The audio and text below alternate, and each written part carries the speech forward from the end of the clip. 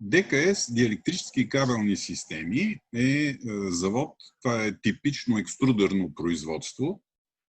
Това е един от цеховете с екструдери. Те произвеждат кутии за кабели, тръби за кабели.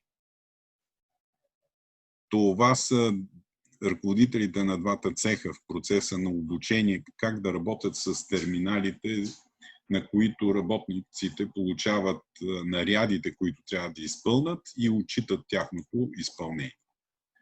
Това е екрана на компютъра на директора, където той вижда през камерите къде какво се случва, а през техноклас наблюдава състоянието на оборудването на машините в съответния цех, вижда разпределението, каква част от работното време в смяната е загубено просто с престой, колко с настройка, колко в авария и колко време работи.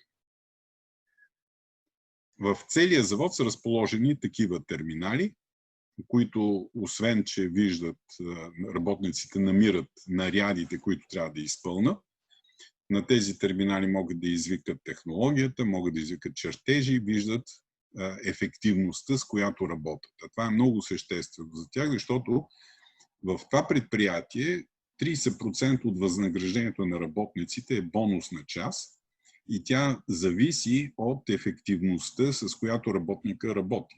А неговата ефективност се определя като средна ефективност на машините, на които той е работил през месеца. И за да могат да виждат за самооценка работниците, те ползват терминала. Обърнете внимание, абсолютно безбумажна технология, без използване на хартия.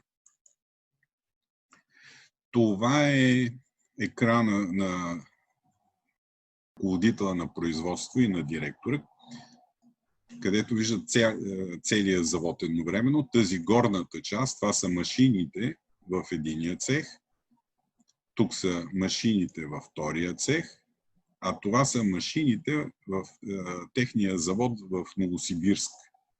Новосибирск е 4-часови зони източно от Москва, но директорът, понеже той ръководи и Новосибирския завод, вижда в реално време коя машина, в какъв статус е, с каква производителност работи, дали е, внимание, че в цвета му определя ефективността и производителността, с която работи оборудването. В края на проекта директора на завода направи доклад до борда на директорите с оценка на резултатите. И това е слайд от неговия доклад. Интересното е, че времето на престоите е намаляло почти 3%. Производителността е повишена почти 9%. Ефективността на различните работни места е повишена от 5 до 10%. С подобрението върху качеството, външните рекламации са паднали с 44%. Анса Борима е предприятие, което произвежда такива пластмасови електрически апарати, уреди, контактори, превключватели. Имат голямо количество екструдери за шприцове, не екструдери, а шприцове за производство на пластмасовите детайли и монтаж. Предстои свързване на шприцовете към системата, за да се следи в реално време статуса и работата на тези шприцове. Ефективното управление на производството е една философия. И като... извинете, от руската версия не сме го превели.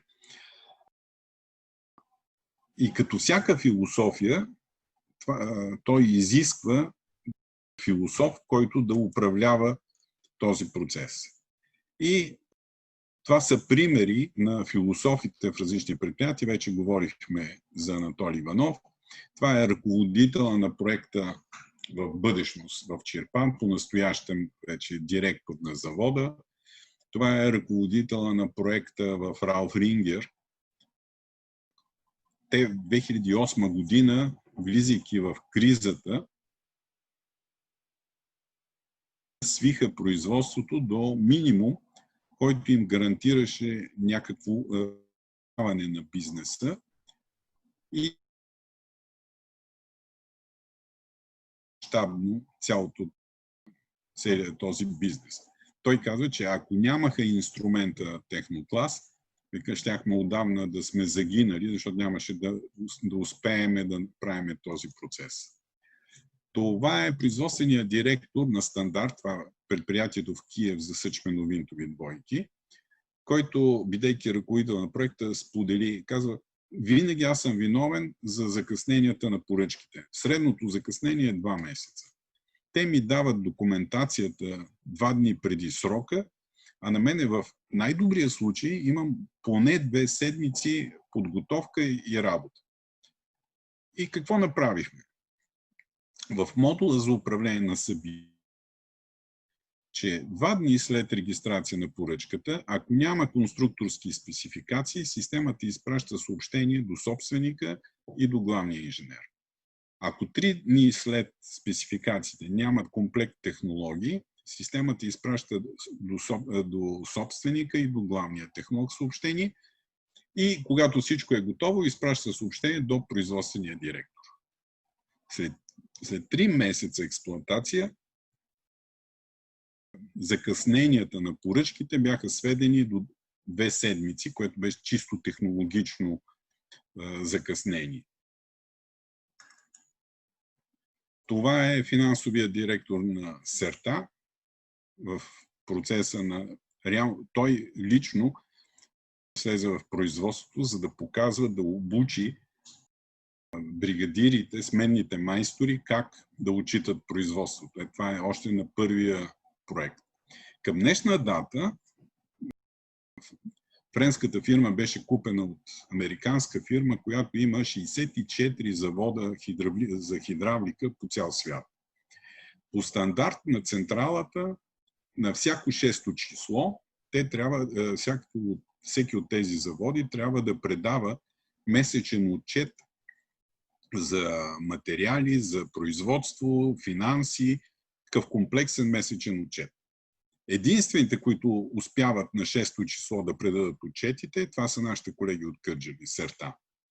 Следващите от групата фирми, следващите след тях, чак на 21-во число успяват да дадат отчет.